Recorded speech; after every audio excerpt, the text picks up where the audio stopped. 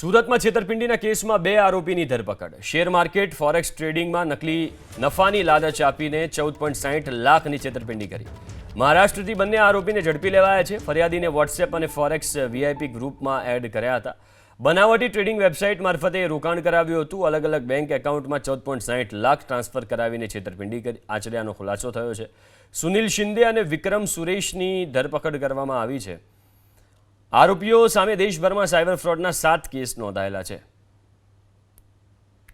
તમે ફોરેક્સ ટ્રેડિંગમાં અને સ્ટોક માર્કેટમાં ઇન્વેસ્ટ કરશો તો તમે વધારો નફો મળશે એમ કહીને ટેલિગ્રામ ગ્રુપ ઉપર લોકોને કોન્ટેક્ટ કરવામાં આવતો હતો અને કોન્ટેક્ટ કરીને એમની પાસેથી પૈસાનું રોકાણ પણ કરાવવામાં આવતું હતું।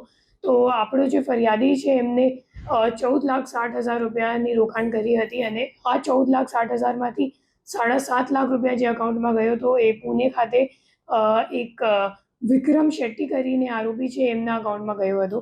વિક્રમ શેટ્ટી એવું માણસ છે જે એક વિઘ્નકર્તા ફર્મ્સ કરીને એક કરંટ અકાઉન્ટ આ પેઢીના નામે કરંટ અકાઉન્ટ ખોલાવ્યું હતું અલગ અલગ જુદા જુદા બેંક અકાઉન્ટમાં અને એક હેબિચ્યુઅલ ખાતા આપવાવાળો મ્યુલ અકાઉન્ટ આપવાવાળો જેવો માણસ છે।